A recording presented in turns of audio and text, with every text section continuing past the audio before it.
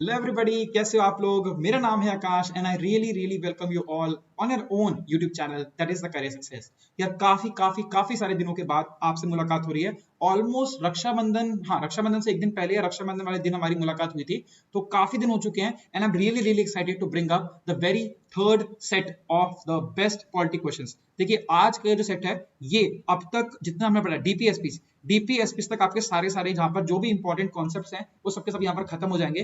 तो अब इसके बाद जो सेट होगा वो आपका बेसिकली बात करेगा यूनियन एग्जीक्यूटिव के रिगार्डिंग, दैट इज प्रेसिडेंट वगैरह के रिगार्डिंग सेट हम लेकर आएंगे। ठीक है, वो कब होगा? जब आपका टेस्ट हो जाएगा उसके रिगार्डिंग, उसके बाद हम उस सेट को हम डिस्कस करेंगे। तो प्लीज आप लोग उस सबसे समझ सकते हैं। 3 वीडियोस को अगर आप देख लो तो आप डीपीएसपी तक आपका सारा का सारा मैटर क्या होता है खत्म हो जाता है। सारे सारे कॉन्सेप्ट जो भी इंपॉर्टेंट कॉन्सेप्ट है मैंने यहाँ पर डिस्कस कर लिए हैं। It is not just the question but the concept which is very much important. चलिए guys, without further adieu, time waste नहीं करेंगे। करियर सक्सेस आपको पता है कि आपको प्रोवाइड करता है बहुत सारी अपॉर्चुनिटीज, बहुत स्मार्ट कोर्सेज यहाँ पर अवेलेबल होते हैं। तो आप बिल्कुल कर सकते हैं, वहां पर जाकर सब्सक्राइब कर सकते हैं पर्टिकुलर चैनल को। और यहाँ पर my class my career success जो कि है बहुत ही बढ़िया, बहुत ही ब्रिलियंट सा ऐप है जिसकी बहुत अच्छी रेटिंग मिलती है, वो आप डाउनलोड कर सकते हैं फॉर द मोर इन्फॉर्मेशन। ठीक है, जितने लोग नहीं जुड़े फटाफट से जुड़ जाइए क्योंकि हम स्टार्ट करने वाले क्लास को। रिजल्ट मैं आपको लास्ट क्लास में डिस्कस किए थे। ये वो जो हमारा test number 2 polity test number जो 2 दिया था, वहां पर आपको बहुत सारे यहाँ पर रिजल्ट देखने को मिले। तो एक काफी जो हमारे लीडर बोर्ड के टॉपर्स हैं उनका यहाँ पर मैंने जिक्र किया हुआ है इस चीजों के रिगार्डिंग। ठीक है, वेरी ब्रिलियंट स्टूडेंट, अच्छा लगता है लोग इनसे मुलाकात होती है डेली डेली। ठीक है, की बात करते हैं इंट्रो के रिगार्डिंग थोड़ा सा। ये आप लोग जानते ही हो, आप लोग कई बार देख चुके हो इंट्रो को। अगर आप लोग जानना चाहते हैं, अगर कुछ लोग नए हैं, जो लोग मेरे बारे में कुछ नहीं जानते, तो आप प्लीज इसको पढ़ सकते हैं, देख सकते हैं कि who I am and what kind of experience I am having. ठीक है गाइस, काफी सारे लोग यहाँ पे ज्वाइन कर चुके हैं। हाँ, तो चलो बेसिकली देख लेते हैं। Are you ready? Are you really ready? चलिए मेरे ख्याल से आप लोग रेडी हैं, तो आपको सारा वेट नहीं कराएंगे, सीधा सीधा चलते हैं पहले क्वेश्चन के ऊपर। बहुत ही बढ़िया क्वेश्चन था, बहुत ही बढ़िया क्वेश्चन था। तो इसके रिगार्डिंग जरा देखते हैं। बहुत सी चीजें आपको देखने को मिलेगी। Try to attempt this very question, थोड़ा सा अटेम्प्ट कीजिए। चलिए जरा देखते जरा क्या कहानी कहते हैं इसके अंदर। ये बोलता है मैच ऑफ द फॉलोइंग करना है। अगर आपको बताऊं, ये सारी की सारी क्या है? रिट्स है। ये सारी की सारी रिट्स हैं, आपको लिखा भी हुआ पर रिट्स हैं। ठीक है, और ये क्या है? ग्राउंड्स लिखा हुआ है। चलिए बात करते हैं रिट्स के रिगार्डिंग। आर्टिकल नंबर 32, वैसे मैंने आपको कल लास्ट क्लास में बता दिया था, बट मैंने रिट्स के रिगार्डिंग पढ़ाया नहीं था आपको, है ना। चलो देखते हैं आर्टिकल 32 ऑफ कॉन्स्टिट्यूशन। ये बोलता है right to constitutional remedies. Right to constitutional remedies, ये तो हम पढ़ ही चुके थे। ठीक है, ये कहां से आया था? इसके अंदर क्या होती है, बहुत सारी रिट्स को इशू किया जाता है। रिट्स को इशू कब किया जाता है? रिट्स क्या होते हैं? बेसिकली ऑर्डर्स होते हैं। इसको इशू कब किया जाता है? जब क्या होता है? फंडामेंटल राइट का इन्फ्रिंजमेंट होता है। आपसे आपके मौलिक अधिकार को आपको छीना जाए तो आप क्या कर सकते हो? सुप्रीम कोर्ट के पास जा सकते हो अंडर आर्टिकल 32। अगर आपको हाईकोर्ट के जाने के लिए अलग आर्टिकल, लेकिन सुप्रीम कोर्ट के जाने के लिए आर्टिकल 32 यहाँ पर लिखा हुआ है। ठीक है, चलिए तो क्या कहते हैं, फंडामेंटल राइट्स का इन्फ्रिंजमेंट होता है तो आप जा सकते हो, अप्रोच कर सकते हो सुप्रीम कोर्ट को, और सुप्रीम कोर्ट रिट्स इशू करेगा। रिट्स वाला जो कॉन्सेप्ट है ये हमने कहां से लिया? यूके से लिए। ठीक है, इतनी चीज तो हम कर चुके थे, लास्ट क्लास के अंदर हम पढ़ चुके थे। ठीक, चलो अब इसके रिगार्डिंग आगे बात करते हैं। तो रिट्स कितने प्रकार की होती हैं? देखो सारी यहाँ पर रिट्स आपको देखने को मिल रही हैं 4। इसके अलावा एक और रिट होती है, इसे बोलते हैं प्रोहिबिशन। चलो एक एक करके पढ़ते हैं। हेबस कॉर्पस सबसे पहले होती है। हेबस कॉर्पस इसको बोलते हैं है वे तेरे पास बॉडी। ये बेसिकली कब की जाती है? अगर आपको अनलॉफुल तरीके से डिटेंशन कर लिया जाए, मतलब आपको पुलिस आपको पकड़ के ले जाए without mentioning any kind of reason. तो यहाँ पर बहुत सारी चीजों के रिगार्डिंग बात की जाती है कि आपको लॉयर डेफिनेटली मिलेगा, आपको पुलिस को आपको नियरेस्ट मजिस्ट्रेट के अंदर नियरेस्ट मजिस्ट्रेट के सामने आपको 24 घंटे के भीतर आपको पेश करना होगा। और भी बहुत सारे रेट्स के रिगार्डिंग यहाँ पर बात करती है, वो क्या होता है इस रेट के अंदर यहाँ पर आ जाते हैं। ठीक है, चलिए तो ये क्या हो गया? बिल्कुल सिंपल से मैच हो गया ऑप्शन नंबर 2 के साथ। अनलॉफुल डिटेंशन के साथ यहाँ पर क्या हो गया? मैच हो गया। ठीक है, चलिए तो बेसिकली 2 के साथ एक आंसर 2 है, तो ये तो दोनों ऑप्शन क्या हो गए? गलत हो गए। चलिए आगे देखते जरा। उसके बाद आती है हमारे पास रेट ऑफ मैंडेमस। ये क्या बोलती है सर? मैंडेमस का आप छोड़ो, एन छोड़ दो। क्या है? मैड मतलब क्या? गुस्सा। तो सुप्रीम कोर्ट क्या होता है? गुस्सा होता है on what? On public offices. एक पब्लिक ऑफिसेस या पब्लिक ऑफिसर्स के ऊपर क्या होता है? गुस्सा होता है। क्यों गुस्सा होता है? क्योंकि जो लोग अपनी जो प्रॉपर ड्यूटीज है उसको अच्छे से परफॉर्म नहीं कर रहे होते, तो सुप्रीम कोर्ट उनके ऊपर गुस्सा होता है और उनके खिलाफ एक्शन लेने की यहाँ पर बात करता है under this particular writ of mandamus. इस रिट के 2 एक्सेप्शंस आपको देखने को मिलेंगे, that is president governor. President और गवर्नर के जो गवर्नमेंट ऑफिस है उनके ऊपर ऐसा कुछ नहीं बोल सकता। प्रेसिडेंट एंड गवर्नर के रिगार्डिंग यहाँ पर बात करता है। प्रेसिडेंट गवर्नर के ऊपर ये एप्लीकेबल नहीं होती। These are the exceptions of it. बाकी सबको सुप्रीम कोर्ट डायरेक्ट कर सकता है कि आप अपना काम क्या करो? अच्छे से करो। तो ये हो गया रिट ऑफ मैंडेमस, यहाँ पर होगी खत्म। ठीक, चलो तो बेसिकली यहाँ पर क्या गया? ऑप्शन नंबर बी का अगर हम ऑप्शन देखें तो सॉरी गलत लिखते हैं ना, ये थर्ड गलत हो जाएगी। एनीवेज ऑप्शन अगर बी देखिए हम, तो दैट इज कहाँ हो गया? दैट इज हाँ, non performer of public duties. तो ऑप्शन नंबर बी का ऑप्शन हो गया, ऑप्शन आ गया 1, ठीक है। तो ऑप्शन नंबर बी का आगे this B is the right option. But बाकी पढ़ लेते हैं, बाकी पढ़ लेते हैं। चलो इसके रिगार्डिंग इसकी बात आती है, एक आती है रिट से बोलते हैं क्या, प्रोहिबिशन। प्रोहिबिशन समझते जरा, प्रोहिबिशन का मतलब क्या है। देखो एक वर्ड होता है, पहले समझते हैं, एक वर्ड होता है जिसको बोलते हैं ज्यूरिसडिक्शन, ज्यूरिसडिक्शन, ज्यूरिसडिक्शन, ज्यूरिसडिक्शन, ठीक है। स्पेलिंग को मत जाना, स्पेलिंग आई थिंक गलत है, चलो कोई नहीं, स्पेलिंग गलत है मानो, छोड़ो उसको। ज्यूरिसडिक्शन, ज्यूरिसडिक्शन मतलब क्या होता है, आपकी आपकी क्या होती है, एक रेंज होती है, आपकी क्या होती है, रेंज होती है, जहां तक आपकी क्या होती है, ताकत चल पाती है। फॉर एग्जांपल आपकी गली के कुत्ते होते हैं, हम गली के कुत्ते होते हैं, तो गली के कुत्ते जो होते हैं वो क्या होते हैं, गली में ही क्या होते हैं, शेर होते हैं, लेकिन गली के बाहर निकलते ही क्या बन जाते हैं, भीगी बिल्ली बन जाते हैं, ठीक है। अच्छा आप लोग शायद सुन नहीं पा रहे, बट मेरी गली के कुत्ते भी भौंकने लग गए। एनीवेज, तो गली के कुत्ते, गाली लिख दिया, गली के कुत्ते, गली के कुत्ते। तो गली के कुत्ते क्या होते हैं, अपनी गली में शेर होते हैं, बाकी करते हैं बाहर, बाहर निकलते क्या होते हैं, मतलब एकदम एकदम भीगी बिल्ली बन जाते हैं। इसका मतलब क्या है, इसका मतलब क्या है कि उनकी जो पावर होती है, उनकी क्या होती है, उनकी रेंज में चलती है, गली की रेंज में चलती है। तो एक रेंज जहां पर आपकी क्या चले, पावर चले, उसे क्या बोलते हैं, उसे क्या बोलते हैं, ज्यूरिसडिक्शन बोलते हैं। तो ज्यूरिसडिक्शन का मतलब क्या है, जिस, अब ये किसके टर्म्स में बात कर रहा हूं, मैं बात कर रहा हूं कोर्ट्स के रिगार्डिंग। तो मतलब क्या है, सुप्रीम कोर्ट ये बोलेगा under this particular writ of prohibition, किसको बोलेगा, सुप्रीम कोर्ट बोलेगा लोअर कोर्ट्स को। लोअर कोर्ट्स को मतलब कौन से हो गया, हाई कोर्ट हो गया और हाई कोर्ट हो गया, डिस्ट्रिक्ट कोर्ट हो गया। तो लोअर कोर्ट्स को बोलेगा, लोअर कोर्ट्स को बोलेगा ऐसे ऐसे ऐसे केसेस जो आपकी ज्यूरिसडिक्शन के अंदर नहीं आते, मतलब आपकी रेंज के अंदर नहीं आते, उन केसेस को आप नहीं लेंगे, उन केसेस को आप क्या करेंगे, आप उन केसेस को कर देंगे, छोड़ देंगे, उन केसेस के ऊपर आप अपनी कोई भी टिप्पणी नहीं देंगे, उन केसेस को आप उसके बारे में चर्चा करेंगे ही नहीं, ठीक है। किसी और के क्षेत्रफल के अंदर या किसी और के क्षेत्र रक्षण के अंदर अगर कोई चीज आती है, यानी कि ज्यूरिसडिक्शन के अंदर कोई चीज आती है, तो आप उसके ऊपर कमेंट नहीं करेंगे, आप वो चीज को नहीं छेड़ेंगे, उन केसेस को छेड़ेंगे नहीं, ठीक है। इसी से रिलेटेड एक और आती है सर्शोरारी, एक आती है सर्शोरारी, जो कि आप यहाँ पर देख सकते हैं, सर्शोरारी, ठीक है। सर्शोरारी क्या कहती है, सर्शोरारी ये कहती है क्या, आपने अगर मान लो लोअर कोर्ट्स ने, सुप्रीम कोर्ट अगेन बोलेगा लोअर कोर्ट्स को कि आप ऐसे कुछ चीज कर तो सकते नहीं है, लेकिन मान लो आपने ऐसे किसी केस के ऊपर पहले से ही आपने उसके ऊपर क्या कर चुके हैं, अपनी टिप्पणी दे चुके हैं। टिप्पणी का मतलब मैं कहना चाह रहा हूँ जजमेंट दे चुके हैं। अगर जजमेंट पास कर चुके हैं ऐसे पर्टिकुलर किसी केस के अंदर जो कि आपके क्षेत्र रक्षण के अंदर नहीं आता था, आपकी ज्यूरिसडिक्शन के अंदर नहीं आता था, ऐसे किसी केस के ऊपर आपने कमेंट कर दिया, तो क्या होगा, सुप्रीम कोर्ट के पास क्या पावर है, सुप्रीम कोर्ट के पास पावर है इन सर्शोरारी कि वो क्या कर सकता है, अपने इस जो भी आपने जजमेंट दी है इसे क्या कर सकता है, खत्म कर सकता है, यानी कि क्वैश कर सकता है इसको, डिसीजन को। तो प्रोहिबिशन में रोकता है, स्टॉप करता है कि आप ऐसा काम नहीं करेंगे, प्रोहिबिट करता है, नाम भी आपको दिख रहा है, प्रोहिबिट करता है, स्टॉप करता है। लेकिन अगर आपने ऐसा पहले से कर चुके हो तो क्या करेगा, आपके डिसीजन को पकड़ेगा और क्या कर देगा, खत्म कर देगा, क्वैश कर देगा, ठीक है। चलो तो ये वाली बात होगी। एक और होती है जिसे बोलते हैं क्यो वारंटो। क्यो वारंटो का मतलब क्या है कि अगर आप कोई भी ऑफिस को इलीगली ऑक्यूपाई कर लेते हो तो उसके रिगार्डिंग ये रिट इशू की जाती है बाय द सुप्रीम कोर्ट कि आपको ये जो ऑफिस है उसको क्या करना पड़ेगा, आपको छोड़ना पड़ेगा, आपको बताना पड़ेगा कि आपने किस बेसिस पर इस पोजीशन को क्या करा है, ऑक्यूपाई करा है, ठीक है। तो आप देख सकते हैं इसका आंसर क्या हो जाएगा, सी का ऑप्शन हो जाएगा unlawful occupation of public offices, जो कि आप सामने देख भी सकते हैं। एंड सर्शोरारी क्या बात करता है, correction of direction of subordinate. अच्छा, सर्शोरारी और प्रोहिबिशन दोनों की दोनों कोर्ट के मैटर से रिलेट करती हैं, इसलिए दोनों को कहां लिखें थोड़ा सा रब कर देता है इसको। ओके, तो प्रोहिबिशन और सर्शोरारी दोनों के दोनों क्या है, कोर्ट के मैटर से रिलेट करती हैं, इसलिए इसको क्या बोलते हैं, इंट्रा कोर्ट रिट्स इसको बोलते हैं, इंट्रा कोर्ट रिट्स इसको बोलते हैं। साथ ही साथ में इनको सिस्टर रिट्स भी बोलते हैं, क्योंकि दोनों के दोनों क्या है, लगभग सेम ही चीज के रिगार्डिंग बात कर रही हैं, बस एक क्या कर रही है, क्वैश कर रही है, और एक क्या कर रही है, सिंपल स्टॉप कर रही है, ठीक है। तो मेरे ख्याल से काफी चीज हो चुकी है, आगे बढ़ते हैं। Okay, which of the following are, मतलब इसके अंदर राइट अगेंस्ट एक्सप्लॉइटेशन के अंदर यहाँ पर कौन से आर्टिकल आते हैं, कौन से नहीं आते, यहाँ पर बात करनी है। बहुत आसान क्वेश्चन है ये, तो आप आंसर कर सकते हैं। पहले क्वेश्चन में थोड़ा ज्यादा टाइम लग गया, बट एनीवेज अब यहाँ पर बहुत थोड़ा सा अच्छा सा फास्ट पेस पर थोड़ा सा पढ़ेंगे, ठीक है। राइट अगेंस्ट एक्सप्लॉइटेशन, ये बेसिकली आते हैं आपके आर्टिकल नंबर, कौन से आर्टिकल हो गए इसके अंदर, चलो आप अटेंड करने की कोशिश करो। This will be article number 22 के बाद 23 एंड 24 यहाँ पर बात करेंगे राइट अगेंस्ट एक्सप्लॉइटेशन की। 23 आर्टिकल नंबर बात करता है किसी प्रकार का फोर्स्ड लेबर बैन करता है, तो जो बिल्कुल सही है, prohibition of trafficking human beings and forced labour, this is article number 23। ये तो बेसिकली आता ही है राइट अगेंस्ट एक्सप्लॉइटेशन के अंदर, बिल्कुल सही बात है। उसके बाद 24 बात करता है किसी प्रकार का चाइल्ड लेबर के रिगार्डिंग, यहाँ पर चाइल्ड लेबर को बैन करता है, किसी भी हैजार्डियस फैक्ट्री या हैजार्डियस कंडीशन के अंदर चाइल्ड लोग काम नहीं करेंगे, बच्चे यहाँ पर काम नहीं करेंगे, ठीक है। यहाँ पर बात की जाती है, यहाँ पर मैंने लाइव क्लासेस के अंदर बहुत सारे एग्जांपल दिए थे, बचपन बचाओ दिल के रिगार्डिंग बात की थी, और बहुत सी चीजों के रिगार्डिंग भी बात की थी, बट छोड़िए ये सब चीजों को छोड़ते हैं। सिंपल से याद रखिएगा, prohibition of employment of children in factories and mines. क्यों? क्योंकि ये क्या होती है, हैजार्डियस कंडीशन होती है, ये क्या होती है, खतरे वाली कंडीशन होती है, यहाँ पर होती है।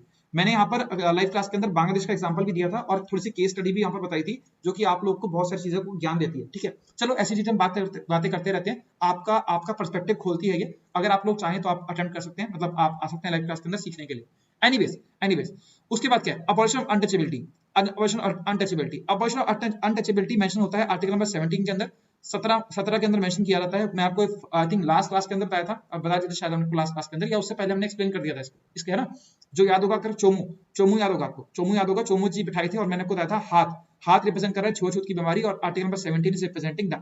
ठीक है, बड़ा ही आसान सा क्वेश्चन था, बड़ा ही आप शायद लोग बिल्कुल अटेम्प्ट कर पाएंगे इसको। ठीक है, अच्छा, आर्टिकल नंबर 17 के अंदर बात की जाती है SC एंड ST एक्ट जो है 1989 के अंदर, इसके रिगार्डिंग यहाँ पर बात की जाती है। और यहाँ पर ये गांधी जी की विचारधारा से प्रमोट होकर बनी थी, इसलिए बोलते हैं गांधी प्रिंसिपल के अंदर ही आता है abolition of untouchability. Protection of interest of minorities, ये भी इसके रिगार्डिंग में बात कर चुके हैं। ये आर्टिकल नंबर आता है 29 और 30 के अंदर ये आता है बेसिकली, वैसे 30 के अंदर ही आता है ज्यादातर, बट 29 30 के which is known as cultural and educational rights. Yes, बिल्कुल सही बात है। तो वहां पर आपको देखने को मिलेगा, तो ये दोनों के दोनों क्या है तो सबसे फंडामेंटल राइट, लेकिन आपको राइट अगेंस्ट एक्सप्लॉयटेशन में 1 and 4 देखने को मिलेगा। तो option number A is the correct option. Option number A is the correct option, which is very good. जो लोग आंसर कर रहे हैं ऑप्शन नंबर ए, बहुत ही बढ़िया। ठीक है, आगे बढ़ते हैं। ये तो बहुत ही आसान क्वेश्चन है। क्या चीज गारंटी नहीं करता, क्या चीज गारंटी नहीं करता कॉन्स्टिट्यूशन ऑफ इंडिया, क्या चीज गारंटी नहीं करता? बहुत ही आसान क्वेश्चन है ये, बहुत ही आसान क्वेश्चन है, आप लोग बहुत ही बड़े प्यार से आंसर कर पाएंगे। ठीक है, ओके, लेट्स गिव 5 सेकंड्स। 5 4 3 2 1, है ना। चलो 5 से थोड़ा कम हो गया, बट एनीवेज आप लोग आंसर कर सकते हैं। ओके, ये सबके सब यहाँ पर फ्रीडम वर्ड देखने को मिल रहा है, तो सबके सब कहां पर आएंगे? राइट टू फ्रीडम के अंदर आएंगे। लेकिन एक ऐसा है जो राइट टू फ्रीडम के अंदर नहीं आएगा, वो हम देखते जरा।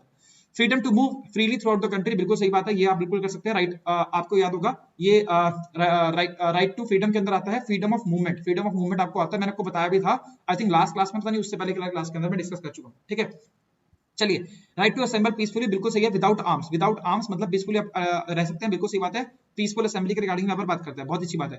Freedom to practice any trade and profession, बिल्कुल सही बात है। राइट टू फ्रीडम के अंदर जो लास्ट राइट है, छठवां जो राइट है राइट टू फ्रीडम के अंदर, वो यही है कि आप कोई भी प्रोफेशन को अपनी चॉइस का, profession of your choice you can profess और आप चूज कर सकते हैं, बिल्कुल सही बात है। अच्छा, सॉरी, ये तो क्या हो गया? अच्छा, ये भी हो गया। अच्छा, सॉरी, ये ठीक है सबके सब, मतलब ये तो नहीं है, नोट पूछा ना इसमें, नॉट पूछा है, तो ये सब तो तीनों तो नहीं हो सकते, बिकॉज स्टेटमेंट क्या है? सही है।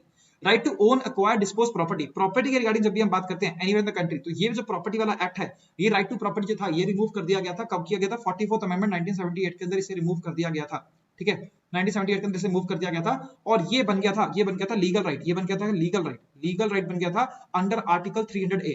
अंडर आर्टिकल 300A ये 300 सब क्लॉज ए के अंदर बन गया ये वाला लीगल राइट। ठीक है, इससे पहले फंडामेंटल राइट होता था। राइट टू प्रॉपर्टी के रिगार्डिंग बहुत सारी चीजें थी, फॉर एग्जांपल जमींदारी सिस्टम चलता था, और भी बहुत सी चीज चलती थी, इसलिए इसको हटाकर खत्म कर दिया गया था। ठीक है, और इसके सारे बहुत सारे यहाँ पर केसेस वगैरह भी है। केशव नंदा भारती केस, जिसके बारे में भी हम पढ़ेंगे आज, उसके अंदर भी राइट टू प्रॉपर्टी वाला केस हमने देखा। बहुत ही बड़ा केस था, और मैंने इसको लगभग यहाँ पर 2 घंटे मैंने लाइव क्लासेस के अंदर इसके डिस्कशन कराया था, with animation and with a lot of stuff. मैंने इसको पूरे के पूरे केस को समझाया था। जितने भी लोग लाइव क्लास वाले हैं, आपसे कुछ और नहीं पूछ रहा हूँ, आपसे एक बार कमेंट सेक्शन के अंदर मेंशन कीजिए, कमेंट के अंदर बोल रहा हूँ, कमेंट के अंदर, चैट के अंदर तो अच्छी बात है, बट कमेंट के अंदर एक बार मेंशन कीजिएगा कि आपको वो केशव नंदा भारती केस वाली जो क्लास थी वो कैसी लगी थी। केशव नंदा भारती केस वाली क्लास कैसी लगी थी? केशव नंदा भारती वाली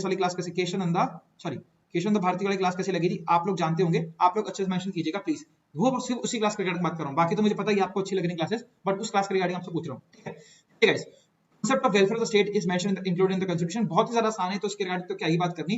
वेलफेयर के रिगार्डिंग जब भी आपके दिमाग में वर्ड आया, वेलफेयर के रिगार्डिंग जब भी आपके बारे में वर्ड आया, तो आपका एक ही आंसर होगा, that is DPSPs, directive principle of state policies, जो कि आपको देखने को मिलती है आर्टिकल 36 से लेकर 51 के अंदर। ठीक है, कहां से लिया था कॉन्सेप्ट? ये हमने लिया था कॉन्सेप्ट, दैट इज आयरलैंड से हमने कॉन्सेप्ट लिया था। ठीक है, चलो और देख लेते चीजें। फंडामेंटल राइट्स कॉन्सेप्ट हमने लिया यूएसए से हमने कॉन्सेप्ट लिया। ठीक है, और आपको पता है ये फंडामेंटल राइट्स के रिगार्डिंग कई बार बात कर चुके हैं, तो इसके रिगार्डिंग और नहीं बोलेंगे। फंडामेंटल ड्यूटीज, अच्छा पार्ट कौन सा होता है इसका? आता है पार्ट नंबर 3 आता है कॉन्स्टिट्यूशन का, ये आता है पार्ट 4A। डीपीएस का आता है पार्ट 4, और सिटीजनशिप का आता है पार्ट नंबर 2। ठीक है, फंडामेंटल ड्यूटीज हमने लिया यूएसएसआर से, यूनाइटेड सोवियत सोशलिस्ट रिपब्लिक से लिया। ठीक है, okay, then comes directive principle of state policies, तो हम देख ही चुके हैं। सिटीजनशिप हमने कहा दिया था, हमारे देश में सिंगल सिटीजनशिप यानी कि सिंगल नागरिकता हमारे देश में चलती है। ये वाला जो कॉन्सेप्ट था हमने कहां से लिया? यूके से लिया, यूनाइटेड किंगडम से लिया, यानी कि ब्रिटेन से लिया। ठीक है, कौन सा ऐसा स्टेट है आप लोग बताएंगे, कौन सा ऐसा स्टेट है? एक एग्जांपल जहां पर ड्यूअल सिटीजनशिप आपको देखने को मिलती है, एक ऐसा कंट्री जहां पर आपको डुअल सिटीजनशिप आपको देखने को मिलती है, इसके रिगार्डिंग आप लोग मेंशन करेंगे, अभी मेंशन करेंगे, है ना। चलो बताइएगा आप कमेंट के अंदर। ठीक है, चलिए आगे बढ़ते हैं।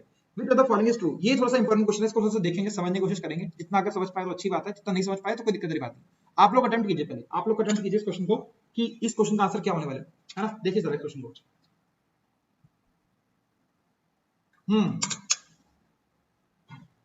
तो काफी सारी जनता मैसेज कर रही है, बहुत अच्छी बात है, बहुत अच्छी बात है, बहुत अच्छी जनता मैसेज कर रही है, अच्छा लग रहा है। चलो अटेम्प्ट करो, काफी सारे लोग यहाँ पर अटेम्प्ट कर रहे हैं क्वेश्चन को, बहुत अच्छी बात है ना। चलो भाई देखते हैं जरा। ये क्या है, fundamental rights are amendable under the limitation of basic structure. बिल्कुल सही बात है, ये जो बेसिक स्ट्रक्चर वाली जो चीज थी ये कहां पर मेंशन की गई। लेट्स टेक द एग्जांपल, कोई और पेन ले लेते हैं। अच्छा सा ओके, चलो देखते हैं, चल रहा है ना, अच्छा चलो अच्छा चल रहा है। एनीवेज बेसिक स्ट्रक्चर के बारे में जो जिक्र किया गया, ये किसके अंदर किया गया, ये किया गया केशव नंदा भारती केस के अंदर, जो कि लिखा भी हुआ है लास्ट स्टेटमेंट के अंदर, सॉरी सेकंड स्टेटमेंट में लिखा हुआ है केशव नंदा भारती केस। अरे यार ये गलत कर देता हूं मैं, केशव नंदा भारती केस के अंदर लिखा गया, ठीक है। केशव नंदा भारती केस बहुत ही बड़ा लैंडमार्क केस था, लेकिन इससे पहले एक और केस आया था जिसमें बोलते थे गोलकनाथ केस। चलो बड़े समझते हैं कहानी क्या है। देखो एक है आर्टिकल नंबर 13, एक है आर्टिकल नंबर 13, 13 आर्टिकल नंबर है, और एक है आर्टिकल नंबर 368। 368 आर्टिकल बात करता है क्या, किसके रिगार्डिंग की, कॉन्स्टिट्यूशन अमेंडमेंट के रिगार्डिंग बात करता है कि संविधान के अंदर अमेंडमेंट अगर करनी है तो उसके रिगार्डिंग बात करता है। कौन सा एक्ट, 368 आर्टिकल 368 एक्ट नहीं, आर्टिकल 368।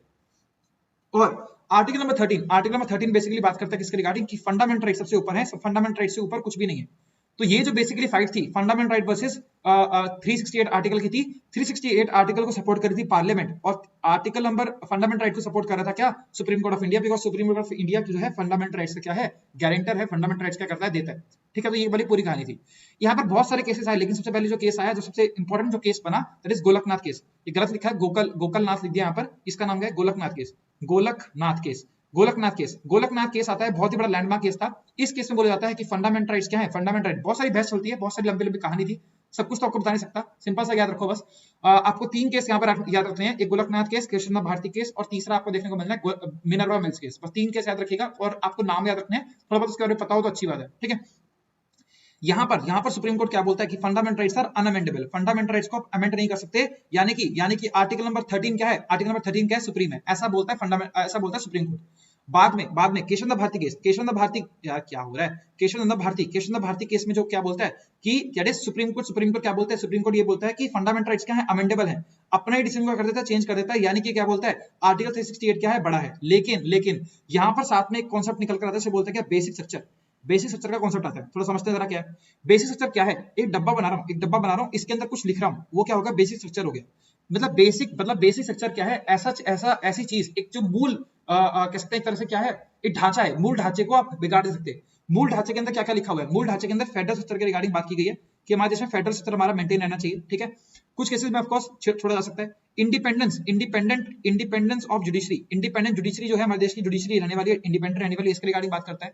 यहाँ पर बात करता है कि सेक्युलर हमारा कंट्री क्या रहेगा, सेक्युलर रहेगा। यहाँ पर फ्री एंड फेयर इलेक्शंस होंगे, फ्री एंड फेयर इलेक्शंस होने वाले हैं, ठीक है। इसके अलावा क्या हो गया, ब्रदरहुड के रिगार्डिंग बात करता है, और साथ में देख लेते हैं क्या हो गया, और कुछ और भी होता है, मुझे याद नहीं आ रहा, हाँ इक्वालिटी के रिगार्डिंग कुछ बात करता है, और भी कुछ चीजें यहाँ पर मेंशन करता है। अच्छा, हमारे कॉन्स्टिट्यूशन के अंदर कहीं भी बेसिक स्ट्रक्चर के बारे में कोई ऐसा जिक्र नहीं किया हुआ। ये जो पावर दी गई है, ये सुप्रीम कोर्ट के पास पावर है कि वो टाइम टू टाइम क्या होगा, ये बेसिक स्ट्रक्चर के अंदर कुछ चीजों को ऐड करता रहेगा या कुछ चीजों को हटाता रहेगा। हटाने का सिस्टम नहीं है, ऐड कर सकता है। तो इसको छोड़ के जो भी डब्बा यहाँ पर लिखा है, इसको छोड़कर, या फिर इसमें जो भी चीजें और आती हैं उसको छोड़कर कुछ भी चीज जो भी बचती है उसको क्या कर सकता है, पार्लियामेंट अमेंड कर सकती है, ये बोला गया बेसिक स्ट्रक्चर के अलावा। तो मतलब क्या है, fundamental rights are amendable under the limit of basic structure. मतलब क्या है, अगर मूल सिद्धांत जो है, बेसिक स्ट्रक्चर जो है, वो अगर आपका खराब नहीं होता, अगर वो जो चीजें हैं यहाँ पर जो मेंशन है, ये चीजों के अंदर कोई चीज नहीं आता, तो आप बिल्कुल फंडामेंटल राइट्स के अंदर क्या कर सकते हो, बदलाव कर सकते हो। बिल्कुल सही स्टेटमेंट है, ये बोला गया, बहुत बढ़िया, ठीक है। अच्छा, केशव नंदा भारती केस बहुत ही बड़ा लैंडमार्क केस था। अच्छा आप लोग मुझे बताओगे केशव नंदा भारती केस किस ईयर का केस था, कौन से साल का केस था, और आप ये लोग बताओगे गोलकनाथ केस कब आया। गोलकनाथ केस, दोनों की डेट बहुत ज्यादा इंपॉर्टेंट है, और केशव नंदा भारती केस की ज्यादा इंपॉर्टेंट डेट है, क्योंकि अभी 2 साल पहले करीबन अक्टूबर नवंबर के टाइम पर ही केशव नंदा भारती जी की क्या हुई है, डेथ हो गई है, ठीक है। तो याद रखना, याद इंपॉर्टेंट है, ठीक है। अच्छा, 13 जजेस की बेंच, बिल्कुल सही बात है। आज तक के इतिहास में इतने बड़ी जजेस की बेंच कभी नहीं बैठी थी, 13 जजेस की बेंच बैठी थी केशव नंदा भारती केस के अंदर। ये भी एक बार क्वेश्चन पूछा जा चुका है, सीएपीएफ सीडीएस के अंदर पूछा जा चुका है, सीधा पूछा जा चुका है, कितने जजेस की बेंच यहाँ पर बैठी थी, ठीक है। तो यहाँ बिल्कुल सही है, तो ये भी स्टेटमेंट बिल्कुल सही है। ये स्टेटमेंट क्या है, गलत है। Option number D is right option, 1 and 2, ठीक है। चलो भाई आंसर जरूर कीजिएगा दोनों के दोनों ईयर्स को, ठीक है। To change the area of a state bill requires which kind of a majority? कौन सी मेजोरिटी चाहिए होती है, बहुत ही ज्यादा आसान क्वेश्चन। चलो पहले चलो समझते हैं कौन सी मेजॉरिटी यहाँ पर मेंशन की हुई है। स्पेशल मेजॉरिटी क्या मतलब होता है? स्पेशल मेजॉरिटी मतलब 2/3, 2/3 मेंबर ऑफ द हाउस है, जो मेंबर्स ऑफ द हाउस है जो कि क्या है, प्रेजेंट है, मतलब क्या है, जो वहां पर प्रेजेंट है और प्लस वोटिंग कर रहे हैं। तो जो लोग वहां पर हाउस में क्या है प्रेजेंट है उस दिन, उसमें से 2/3 मेंबर्स क्या करते हैं, अगर वोट कर दें तो उसे बोलते हैं स्पेशल मेजॉरिटी। 2/3 का मतलब क्या हो गया, आप लोग मैथ्स पढ़ रहे हो थोड़ा सा देखिएगा, 66.67%, 66.67% के अप्रोक्सीमेटली बनते हैं लोग, इतने लोग अगर वोट करते तो उसे बोलते हैं स्पेशल मेजॉरिटी से पास हो गया बिल, ठीक। Special majority sorry simple majority बोलता है क्या, 50%, 50% प्लस 1, 50% प्लस 1, 50% प्लस 1 के रिगार्डिंग बात करता है, 50% प्लस 1 यानी कि मतलब half of the people plus 1, यानी कि अगर मैं बोलना चाहूं तो एक तरह से कह दूं 51% लोग अगर वोट कर दें, कौन, प्रेजेंट एंड वोटिंग अगर वो लोग वोट कर दें तो क्या हो जाएगा, वो बिल क्या हो जाएगा, सिंपल मेजॉरिटी से क्या हो जाएगा, पास हो जाएगा। इफेक्टिव मेजॉरिटी, ध्यान से समझना, इफेक्टिव मेजॉरिटी क्या कहती है, इफेक्टिव मेजॉरिटी क्या कहती है, जितनी आपकी टोटल सीट्स हैं, मान लो आपकी टोटल सीट्स कितनी है, 200 सीट्स आपकी, 250 सीट्स आपकी थी, 250 सीट्स थी, लेकिन 50 सीटों के ऊपर कोई है ही नहीं, 50 सीटें क्या है आपके लिए वेकेंट है, 50 सीटें के लिए आपकी वेकेंट है, यहाँ पर कोई भी एमपी यहाँ पर है ही नहीं, तो मतलब क्या, टोटल सीट्स को लो और उसमें से वैकेंसी माइनस कर दो, जो आपकी वेकेंट सीट्स है उसको क्या कर दो, माइनस कर दो, वैकेंसी को माइनस कर दो। अब जो आपके सामने नंबर आता है, इसके अंदर आपको देखी जाएगी, इसके अंदर आपको चाहिए सिंपल मेजॉरिटी। मतलब क्या है, 250 में से 50 सीट क्या होगी, खाली होगी, तो इनको गिनने का मतलब ही नहीं है। अब 200 लोग बचे, 200 लोग में से कितने लोग यहाँ पर आते हैं, प्रेजेंट होते हैं, जितने लोग वोटिंग होते हैं, जब ये लोग वोट करेंगे तब क्या होगा, सिंपल मेजॉरिटी से क्या होगा, उसको माना जाएगा, उसको माना जाएगा इफेक्टिव मेजॉरिटी। इफेक्टिव मेजॉरिटी आपको देखने को मिलती है वाइस प्रेसिडेंट के इंपीचमेंट के थ्रू और बहुत सारे और केस में देखने को मिलती है। चलिए इसको आगे और क्लासेस में रिगार्डिंग बात करेंगे। अच्छा ओके, बात करते हैं क्या, change of area of state. For example मान लेते हैं, सो दिस इज ट्राई कर रहा हूं मैं, ठीक है, बुरा मत मानिएगा, ये अगर ओके मान लीजिए ये है हमारे देश का क्या है, नक्शा है, ऐसा कुछ देश का नक्शा है, ये है गुजरात, का स्टेट, ये है क्या है, गुजरात का स्टेट, ऐसा कुछ आपको नक्शा देखने को मिलेगा गुजरात के स्टेट का। अगर मान लो गुजरात के स्टेट का क्या करना हो, एरिया क्या करना हो, इंक्रीज करना हो, या फिर क्या करना हो, एरिया डिक्रीज करना हो, या फिर चेंज करना हो स्टेट का नाम, गुजरात स्टेट का नाम क्या करना हो, चेंज करना हो, या फिर क्या करना हो, क्या करना हो, इसके अलावा क्या करना हो, हाँ क्या इंक्रीज डिक्रीज तो हो गया, हाँ इसके बाद क्या करना हो, अमेंड करना हो, या फिर अल्टर करनी हो बाउंड्रीज। मतलब क्या है, अल्टर बाउंड्रीज करने का मतलब क्या है, बाउंड्रीज को चेंज करने का मतलब क्या है, आप एरिया चेंज ना करो, आप मैथ्स में क्वेश्चन पढ़ते होंगे, एक स्क्वायर है, इसका एरिया कुछ दिया हुआ है, और इसी को फोल्ड करके, इसको कटिंग करके सेम एरिया का सर्कल बना दिया, सच दैट क्या एरिया दोनों का क्या हो, area of 1 is equal to area of 2, दोनों का एरिया क्या रहे, सेम रहे, ये है 1 ये है 2।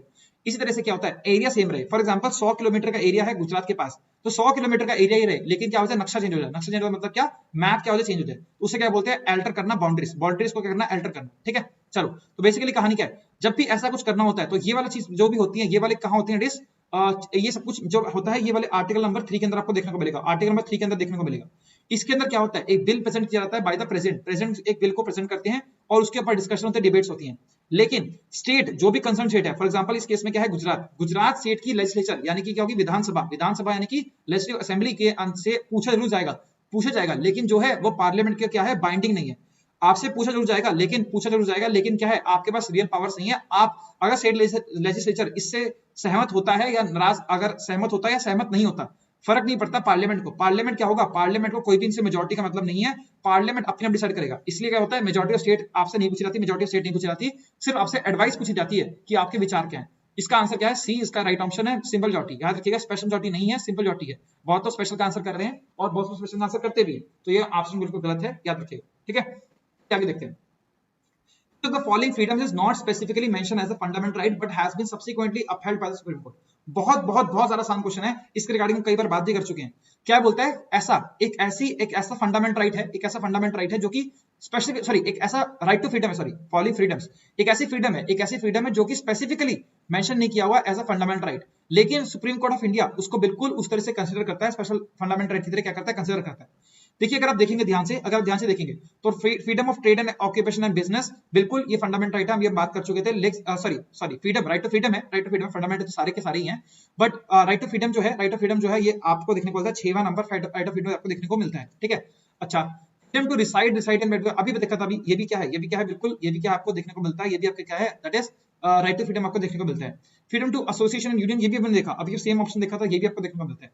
लेकिन guys right to freedom, freedom of press, ये बिल्कुल सही आंसर है, D option is the right option, because freedom of press, sorry माफ कीजिएगा, फ्रीडम जो प्रेस है, ये जो आता है speech and expression, freedom of speech and expression के अंदर आता है फ्रीडम ऑफ स्पीच एक्सप्रेशन के अंदर आता है। कहीं भी हमारे स्टेट के अंदर, हमारे कॉन्स्टिट्यूशन के अंदर कहीं भी मीडिया के बारे में कोई भी जिक्र नहीं है, मीडिया के बारे में ऐसा कोई जिक्र नहीं है, लेकिन अज्यूम कर लिया जाता है कि स्पीच और एक्सप्रेशन, आप खुलकर, आपको फ्रीडम है स्पीच कुछ भी बोलने की और अपने थॉट्स, बिलीफ्स, आइडियाज को एक्सप्लेन करने की, है ना, एक्सप्रेस करने की। तो इसी के अंदर अज्यूम किया जाता है कि प्रेस यहाँ पर आती है। अच्छा, प्रेस के रिगार्डिंग और भी देख लेते हैं।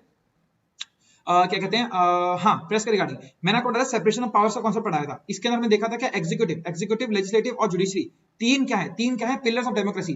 थ्री पिलर्स ऑफ डेमोक्रेसी है अंडर सेपरेशन ऑफ पावर्स, ठीक है। लेकिन साथ ही साथ में एक फोर्थ पिलर कहीं लिखा नहीं हुआ, लेकिन इससे अज्यूम किया जाता है, आज के इतिहास में आपको पता ही है, फोर्थ पिलर क्या अज्यूम किया जाता है, दैट इज मीडिया और press is the fourth pillar of democracy. It is assumed to be so, ठीक है। ऐसे याद रख सकते हैं आप, काफी चीज याद रख सकते हैं, ठीक है। तो काफी इंपॉर्टेंट चीज है, आप देख सकते हैं, समझ सकते हैं, हो गया। अगेन वेरी ये ऐसा क्वेश्चन है जो कि आपको अच्छे से अगर चीजें याद रही हैं तो आपको पक्का क्वेश्चन क्या करोगे, गलत करके आओगे, डेफिनेटली करके आओगे, बिकॉज ऑप्शन क्या है, काफी सारे क्लोज है। एटलीस्ट ए बी सी क्या है ऑप्शन, आपको बहुत सारे, और ए बी डी आपको ऑप्शन काफी सारे क्लोज देखने को मिलेंगे। थोड़ा देख लेते हैं। ये बेसिकली पूछता क्या है कि आपके जो स्टेट है टुवर्ड्स, अटेम्प्ट कीजिए क्वेश्चन को, अटेम्प्ट कीजिए। जो स्टेट है, रिस्पॉन्सिबिलिटी है स्टेट की कि क्या करे, प्रोटेक्ट करे फॉरेस्ट को और वाइल्ड लाइफ को, क्या करे, प्रोटेक्ट करे। देखो, जब भी ऐसी बात आती है रिस्पॉन्सिबिलिटी की स्टेट की प्रोटेक्ट की, तो क्या एक तरह से क्या कर रहा है, वेलफेयर के रिगार्डिंग बात कर रहा है ना, वेलफेयर के रिगार्डिंग बात कर रहा है। तो अगर वेलफेयर के रिगार्डिंग बात कर रहा है, let's take this one, okay. चलो, अगर वेलफेयर के रिगार्डिंग बात कर रहा है, अगर वेलफेयर के रिगार्डिंग बात करता हूं, मतलब क्या होगा, डीपीएसपी। तो सारी क्या है, डीपीएसपी आपको देखने को मिलेगी। अगर आप ध्यान से देखिए, सारे आर्टिकल क्या है, सारे डीपीएसपी ही हैं, तो कंफ्यूजन काफी बढ़ जाती है। चलो देखते हैं, जरा देखते हैं, कहानी देखते हैं। डीपीएसपी तो है, एक एक करके समझते हैं, सबसे छोटा वाला देखते हैं। आर्टिकल 39 ए क्या बात करता है, ये बात करता है इक्वल जस्टिस और फ्री लीगल एड की रिगार्डिंग। इक्वल जस्टिस और फ्री लीगल एड बड़ा इंपॉर्टेंट है, याद रखिएगा। Equal justice and free legal aid, इसके रिगार्डिंग हम पहले भी बात कर चुके हैं, ठीक है। कहीं भी हमने पहले भी देखा था, आई थिंक, मुझे याद नहीं आ रहा, हमने आई थिंक लास्ट वीडियो के अंदर देखा था। ये वाला आता है इसके अंदर। ये कब आया, ये आया 42nd अमेंडमेंट ऑफ 1976 के अंदर आता है। ये वाला एक्ट को ऐड किया जाता है, ये वाला। इसीलिए इसके पीछे क्या लगा, ए लगा, मतलब इसको क्या किया, बाद में से ऐड कर दिया गया, ठीक है। अच्छा, इसके बाद ये थोड़ा सा विजिबल लगता है मुझे, कम होता है, चलो एनीवेज अपन ब्लू ही लेते हैं, ओके।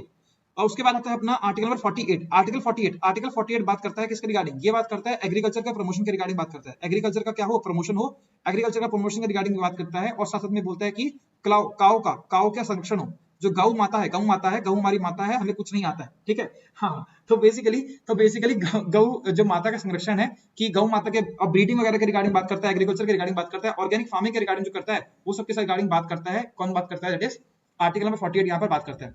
यहाँ पर हमने देखा था ग्रीन रेवोल्यूशन के रिगार्डिंग हमने पढ़ा था लाइव क्लास के अंदर, बहुत डिटेल में पढ़ा था। अच्छा सा क्वेश्चन इसके ऊपर आ सकता है, अच्छी बात है, आप लोग जानते हो। चलो, अच्छा, इसके बाद आता है आर्टिकल 48 आता है। 48A ये बड़ा इंपॉर्टेंट है, और यही इसका एक्चुअली राइट ऑप्शन भी है, क्योंकि यहाँ पर बात की जाती है कि वाइल्ड लाइफ प्रोटेक्शन की जाए, वाइल्ड लाइफ की प्रोटेक्शन की रिगार्डिंग बात की जाती है, साथ में फॉरेस्ट की प्रोटेक्शन की रिगार्डिंग बात की जाती है, इन्वायरमेंट की प्रोटेक्शन की रिगार्डिंग भी यहाँ पर बात की जाती है। चलो कुछ और बताता हूँ आपको, स्ट्रेटजी है काम की।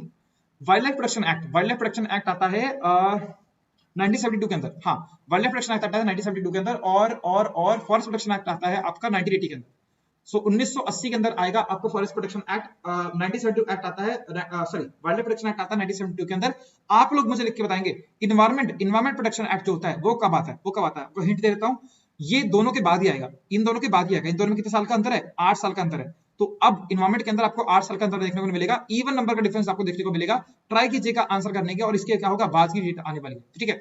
देखो क्या बताता हूँ, आप लोग, कुछ लोग मैंने देखा है, कुछ लोग क्या करते हैं, गूगल करके आंसर कर देते हैं, ठीक है। वो सब मत किया करो प्लीज। आप लोग बहुत सपोर्ट करते हो, बहुत सारे कमेंट करते हो, अच्छा लगता है, आप लोग मुझसे कनेक्ट कर पा रहे हो, उससे बढ़िया क्या ही है, बिकॉज आपके लिए सीरीज बना रहा हूँ।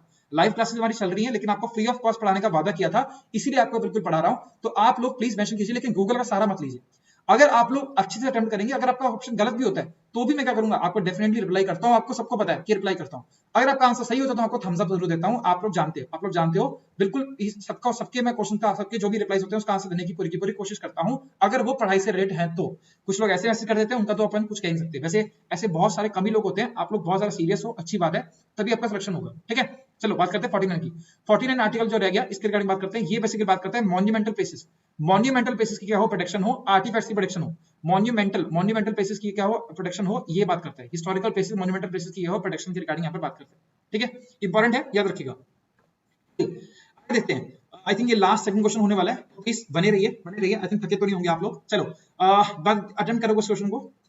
क्या बोलता है सर, रिट ऑफ मैंडेमस, अभी बताया, सब कुछ बताया आपने, बहुत ही आसान क्वेश्चन है, इसमें तो कुछ करना ही नहीं है, बहुत आसान क्वेश्चन है, देखो क्या बोलता है, रिट ऑफ मैंडेमस। मैंडेमस मतलब क्या, मैंडेमस मतलब क्या, एन काट दो, एन काट दो मतलब क्या है, मैड। मैड कौन मैड हो रहा है, कौन मैड हो रहा है, सुप्रीम कोर्ट मैड हो रहा है।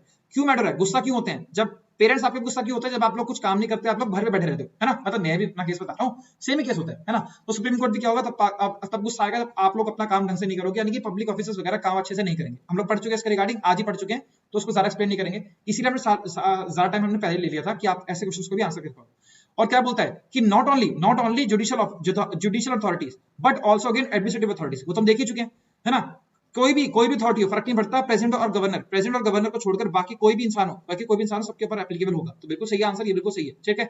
अच्छा, रिट ऑफ प्रोहिबिशन मतलब क्या होती है, प्रोहिबिशन मतलब क्या, प्रोहिबिट करना, स्टॉप करना, कि क्या क्या करना, क्या डेस कोई भी जो आपका केस जो आपकी क्षेत्रफल, आपके क्षेत्र रक्षण के अंदर नहीं आता, आपके ज्यूरिसडिक्शन के अंदर नहीं आता, तो उसके ऊपर आप कोई भी कमेंट नहीं करेंगे। इसको क्या करता है, इसके रिगार्डिंग रोकथाम करता है।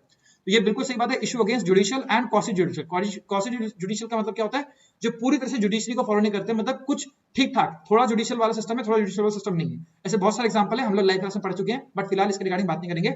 आप सिंपल समझो, दोनों के लिए क्या होता है, बिल्कुल दोनों के लिए क्या होता है, बिल्कुल ये चीज भी सही होती है, दोनों के लिए क्या होती है, इशू होती है। तो दोनों स्टेटमेंट सही हो जाएंगे, both 1 and 2 is the right option. बहुत आसान क्वेश्चन था, आप लोग समझ सकते हैं, ठीक है। चलो, last but not the least, इतना आसान क्वेश्चन है कि उसका मतलब मन ही नहीं कर रहा मुझे इसको आंसर आपको बताने का।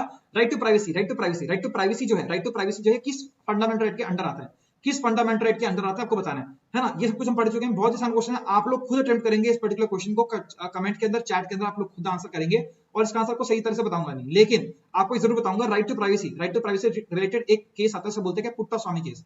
अब याद रखिएगा, पुट्टास्वामी केस 2017 के अंदर, ये वाला केस काफी ज्यादा पॉपुलर हुआ था, और इसी के बेसिस के ऊपर राइट टू प्राइवेसी आपका बनकर आता है। राइट टू प्राइवेसी बहुत बड़ा इंपॉर्टेंट राइट है। जब हम कंप्यूटर्स पढ़ेंगे तो उसके अंदर भी आपको देखने को मिलेगा आईटी एक्ट 2000, वहां पर भी बहुत ज्यादा बात की गई है, क्या, that is right to privacy के रिगार्डिंग बात की गई है, ठीक है। चलिए, तो इसके रिगार्डिंग, अच्छा, एक चीज और इसके अंदर अभी एक और केस निकल कर आया था, एक और बड़ा ही इंपॉर्टेंट राइट यहाँ पे मतलब मशहूर हो रहा है, इसे बोलते हैं राइट टू बी फॉरगॉटन, है ना। आशुतोष कौशिक, है ना, right to be forgotten right to be forgotten. Ashutosh Kaushik जो कि बिग बॉस फेम रह चुके हैं, ठीक है, उन्होंने इसको काफी सारा पॉपुलर कर दिया है। इसके अंदर बेसिकली बात की जाती है कि अगर आपके ऐसे कुछ गुनाह है, कुछ ऐसी चीजें हैं जिसकी आप सजा काट चुके हो, तो उस चीज को मीडिया के ऊपर बार बार उछाला ना जाए, आपकी इमेज क्या होती है, खराब होती है। और ऐसा ही आशुतोष कौशिक ने बोला था कि उनकी शादी वादी नहीं हो रही है ना, बहुत सारे रिश्ते कराए गए, उनको ऑफर्स वगैरह नहीं मिल रहे, एडवर्टाइजमेंट वगैरह नहीं मिल रहे, बहुत कुछ यहाँ पर चीजें बोली गई थी, ठीक है। तो इसके रिगार्डिंग यहाँ पर चीज थी, इतना इंपॉर्टेंट है नहीं, हमने लाइव क्लास में इसको पढ़ चुके हैं,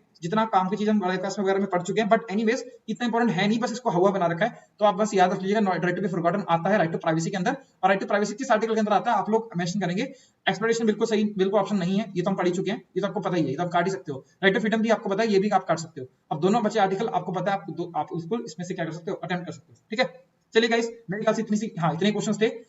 संडे को मैं आपको बताया, हमेशा आपको पता ही है, संडे क्या होता है, हमारा टेस्ट होता है, और रक्षाबंधन की वजह से पिछले संडे टेस्ट नहीं हुआ था, तो इस संडे आपका डेफिनेट टेस्ट होने वाला है। लास्ट क्लास में बोला आपको यूनियन एग्जीक्यूटिव आपका सिलेबस में आएगा, लेकिन अभी मैंने जुडिशरी भी ऐड कर दिया है, क्योंकि आपके क्वेश्चन और अच्छे बन जाएंगे। जुडिशरी एंड एग्जीक्यूटिव दोनों के दोनों सिलेबस में आने वाले, तो प्लीज ढंग से पढ़िएगा। अगर आपको ये समझ आ रहा हो कि यूनियन एग्जीक्यूटिव में किस तरह के क्वेश्चन बनाऊंगा मैं, जुडिशरी में किस तरह से क्वेश्चन बनाऊंगा, तो ये इसके लिए एक ऑलरेडी वीडियो है, क्लास टू। आप जो प्लेलिस्ट, आप जाइएगा प्लेलिस्ट में जाइएगा, तो आप प्लेलिस्ट में आपको दिखा गया, फोटो लगाई हुई क्या, नहीं लगाई, चलो कोई दिक्कत वाली बात नहीं है। आप लोग जाइएगा सिंपल करियर सक्सेस, जहां पर आप देख रहे हैं उसके अंदर, वहां पर जाइएगा, वहां पर प्लेलिस्ट का ऑप्शन होगा ऊपर। प्लेलिस्ट के ऑप्शन के अंदर आपको देखने को मिलेगी जीएस प्लेलिस्ट में जाएगा, आपको क्लास 2 नंबर देखने को मिलेगा। वहां पर मैंने पॉलिटी के अंदर जो भी इंपॉर्टेंट टॉपिक्स हैं और वहां से कैसे कैसे क्वेश्चन बनते हैं, सभी को मैंने यहाँ पर देखा हुआ है। It is a must watch video. लगभग 4000 से ज्यादा लोग इसको देख ही चुके हैं और पहले से ही। आप लोग भी 4,500 हो चुके हैं, पता नहीं 5,000 हो चुके हैं। आप लोग भी जाकर इस वीडियो को देखिएगा, और अगर कोई डाउट हो तो आप बिल्कुल मेंशन कीजिएगा, वहां पर आपसे कुछ क्वेश्चन भी पूछे मैंने, ठीक है। चलिए, तो ये तो होगी कहानी, प्लीज प्रिपेयर कीजिएगा। फ्री ऑफ कॉस्ट टेस्ट होता है, आपको जो भी इसके रिगार्डिंग टाइमिंग्स होगी वो आपको इन्फॉर्म कर दिया जाएगा बाय सैटरडे, है ना, बाय सैटरडे आपको इन्फॉर्म कर दिया जाएगा, मतलब बाय संडे, मतलब आपको इन्फॉर्म कर देंगे, एक दिन पहले आपको इन्फॉर्म कर देंगे, टाइमिंग आपको इन्फॉर्म कर देंगे, ठीक है। चलिए गाइस, बाकी अगर जितने लोगों ने सब्सक्राइब नहीं किया, प्लीज आपसे रिक्वेस्ट करूंगा सब्सक्राइब कर लीजिए इस चैनल को। यार बहुत सारे लोग, देखो मेरे को बहुत अच्छा लगता है, काफी सारे लोग छोड़ के जा रहे वीडियो, बट एनीवेज अगर लाइक आपको, देखो अगर लाइक है डिसलाइक है, दो ऑप्शन है यहाँ पर, दो ऑप्शन है। थम्स अप दिया ना, किस लिए दिया है कि आप लोग उस पर टिक करो। अगर आपको वीडियो अच्छी लगती है तो आप लाइक कीजिए, अगर आपको वीडियो अच्छी नहीं लगती है तो आप डिसलाइक कीजिए, कोई दिक्कत वाली बात नहीं है ना। ये अपने को, हमारे लिए क्या है, फीडबैक है, हमारे लिए फीडबैक है। और अगर डिसलाइक करोगे तो आपको ऐसी वीडियोस आपको देखने को कभी फ्यूचर में नहीं मिलेगी, और अगर आप लाइक करोगे तो ऐसी वीडियोस आपको रेगुलरली देखने को मिलेंगी। यूट्यूब का एल्गोरिथम ऐसा कहता है, ठीक है, it's proven, it's science fact, ठीक है।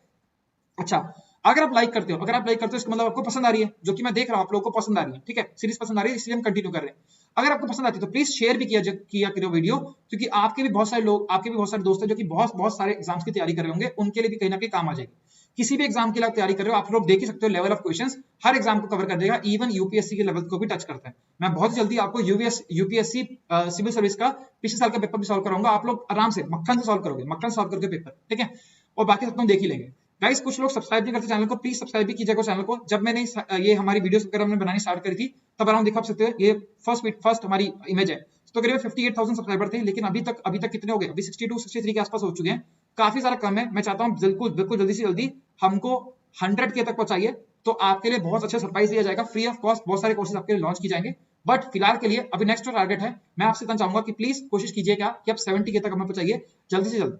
जितने जल्दी आप जल्दी पहुंचाओगे उतने जल्दी आपके लिए कुछ ना कुछ और सरप्राइजेस लेकर आएंगे, और ऐसी सीरीज को बिल्कुल कंटिन्यू करेंगे जैसा कि आपसे वादा किया गया, ठीक है। Live batches is also running, आप लोग अगर चाहें तो आप बिल्कुल लाइव बैच ज्वाइन कर सकते हैं।